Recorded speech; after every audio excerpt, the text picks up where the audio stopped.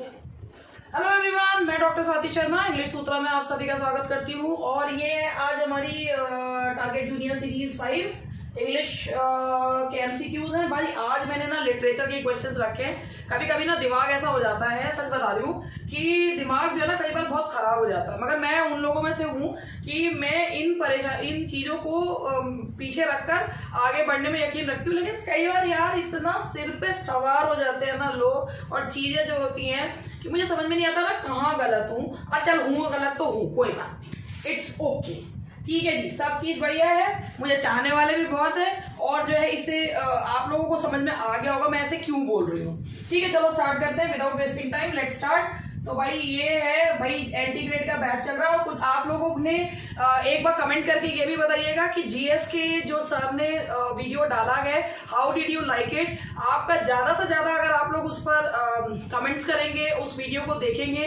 भाई देखिए, हम आपसे कुछ नहीं मांग रहे, हम आपसे ये नहीं कह रहे कि कोई पेड बैच खरीदो, कुछ भी खरीदो, लेकिन कम से कम आप हमें जो है अब बहुत अच्छे से रिस्पॉन्स देके वीडियोस पे हमें मोटिवेट तो कर सकते हैं ना कि हाँ हम आगे उस सीरीज को कंटिन्यू करें। ठीक है, दूसरी चीज मैं आप लोगों से एक और चीज कह रही हूँ, मैं बहुत ही मतलब अभी कुछ दिन में 2-3 दिन में आप लोगों के लिए ग्रामर जो टेट सुपर टेट और इसके अलावा जो ग्रामर बेसिक ग्रामर का बैच जो है वो स्टार्ट करने वाली हूँ यूट्यूब पे ही, जो लाइव चलेगा। यूट्यूब पे लाइव बैच मैं स्टार्ट कर रही हूँ बेसिक ग्रामर का, और उसके टाइमिंग्स वगैरह आपको बता दिए जाएंगे। तो यूट्यूब पर लाइव ग्रामर का बैच स्टार्ट होगा। ये मत पूछेगा पैसे देने नहीं देने, भाई यूट्यूब पे लाइव मतलब होता है फ्री, क्योंकि मेरे पास अपना ऐप है। ठीक है जी, तो अब यहाँ पर हम लोग स्टार्ट करते हैं। क्वेश्चन नंबर 1 देखिए, James Thomson, Thomas Gray, William Collins, William Cowper and William Blake are known as. कुछ याद आ रहा हो इस क्वेश्चन को देखकर तो देखिएगा। ये एक क्वेश्चन जीआईसी में यही क्वेश्चन था कि who are the precursors of romantic as.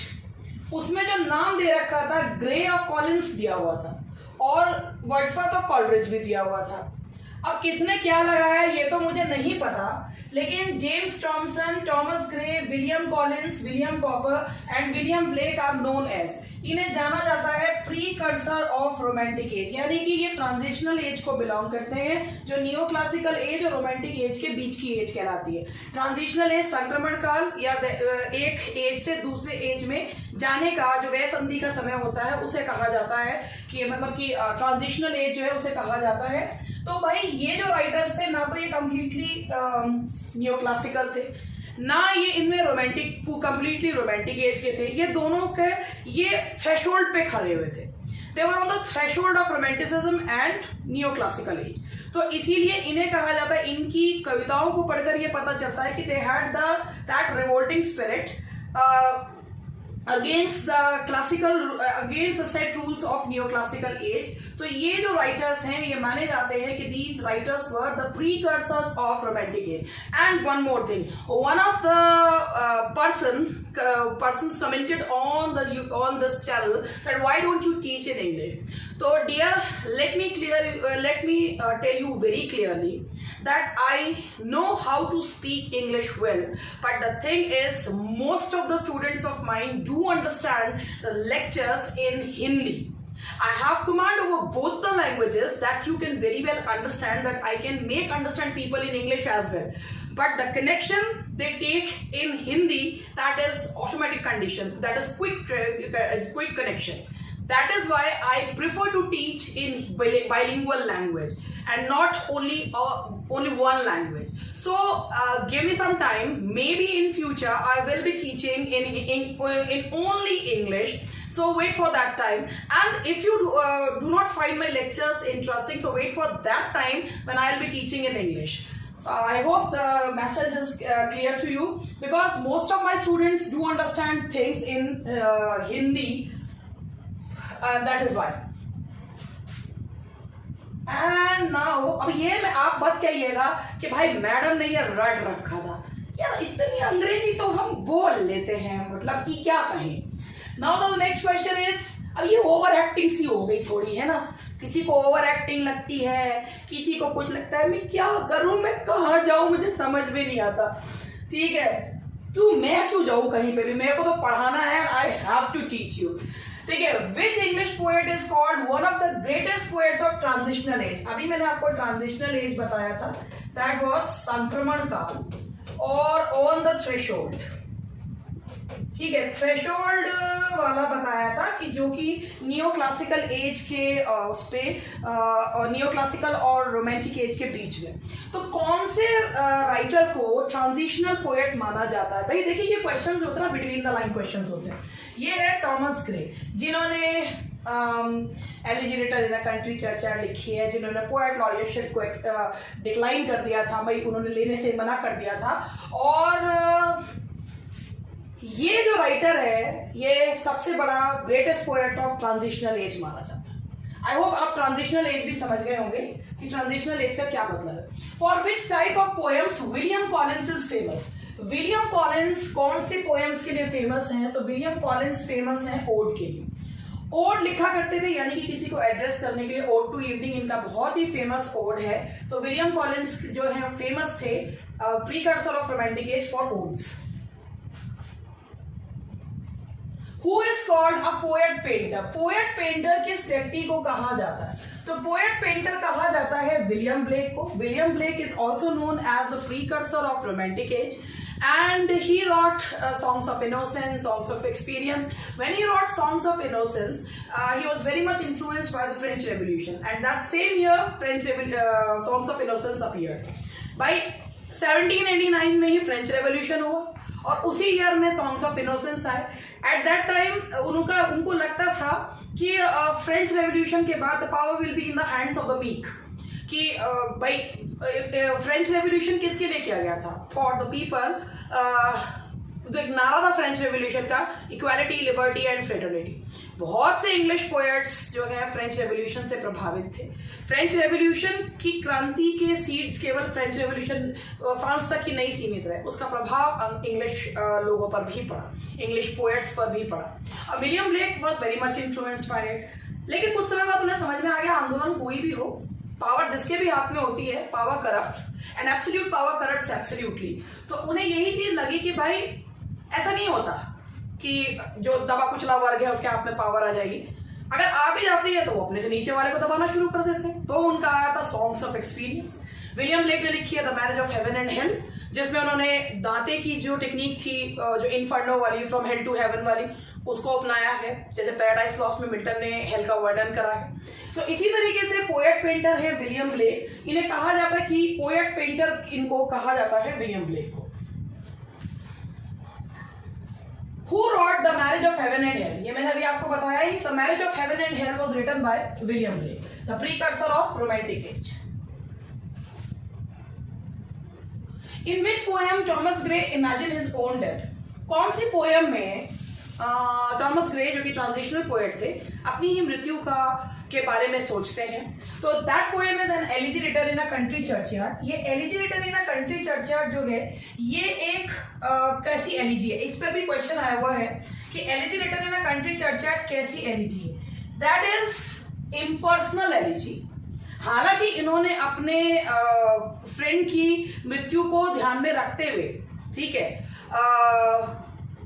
ये लिखी थी एलिजी, लेकिन ये कंप्लीटली ना तो पर्सनल है, ना ये कंप्लीटली जो है ये पेस्टोरल तो है ही नहीं। तो ये सॉर्ट ऑफ पर्सनल एलिजी मानी जाती है और इसमें इम्पर्सनल एलिजी के भी जो फीचर्स हैं वो पाए जाते हैं, और इसी में उन्होंने स्वयं की मृत्यु के बारे में भी जो है सोचा है।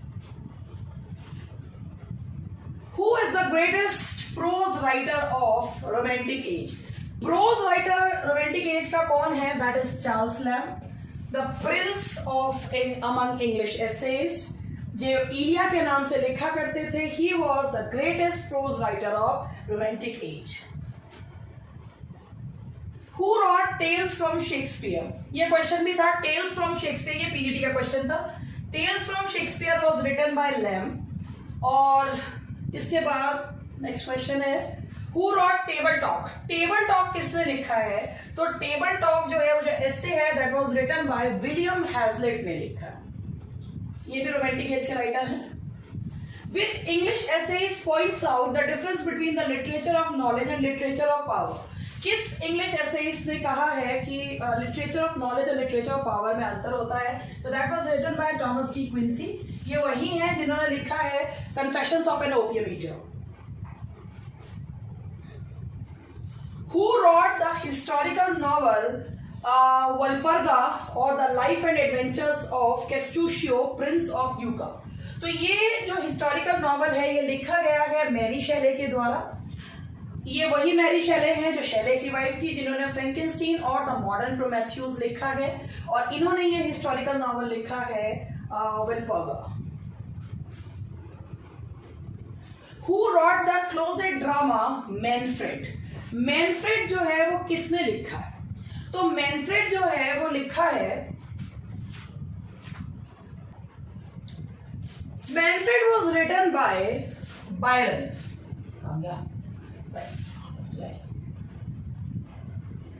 Manfred was written by Byron. Byron mad, bad and dangerous to know, जैसे लेडी लैम ने कहा था बायरन को, Byronic mad, bad and dangerous to know, तो ये बायरन ने लिखा है एंड लॉर्ड बायरन ने।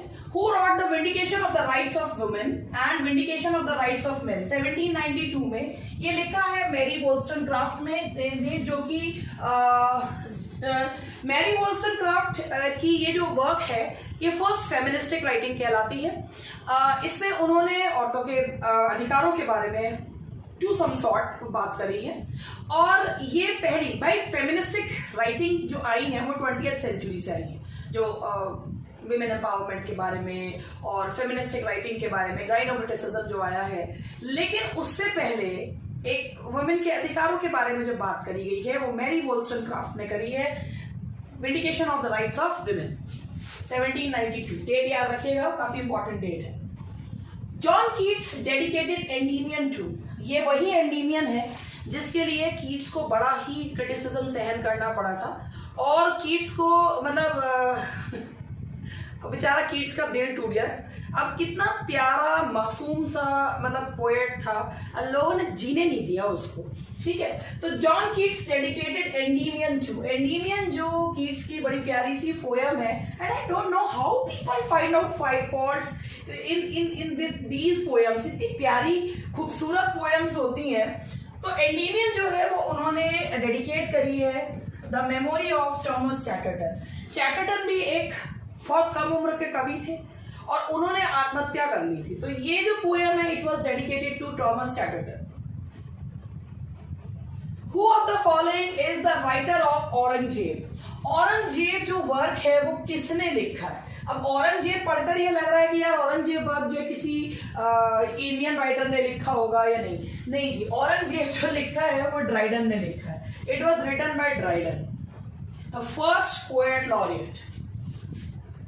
Identify the pastoral elegy among the following, इनमें से पेस्टोरल एलिजी कौन सी है? देखिए मैंने अभी बताया elegy written in a country churchyard बिल्कुल भी पेस्टोरल एलिजी नहीं है, ये पर्सनल और इम्पर्सनल का मिश्रण है, ठीक है। तो इसमें है जो आपकी एलिजी है पेस्टोरल एलिजी, दैट इज थायरसिस, जो लिखी है मैथ्यू आर्नल्ड ने अपने फ्रेंड आर्थर ह्यू क्लो को कमेमोरेट करने के लिए। And now the next question is, who of the following was the first Indian writer to have written the first novel in English? Indian writers में से वो कौन से पहले राइटर थे जिन्होंने फर्स्ट नॉवल लिखा है इंग्लिश में? तो दैट वाज बंकिम चंद्र चटर्जी, जिन्होंने पहला जो है वो नॉवल लिखा है इंग्लिश में। Who of the following did translate Kalidas Shakuntala into English?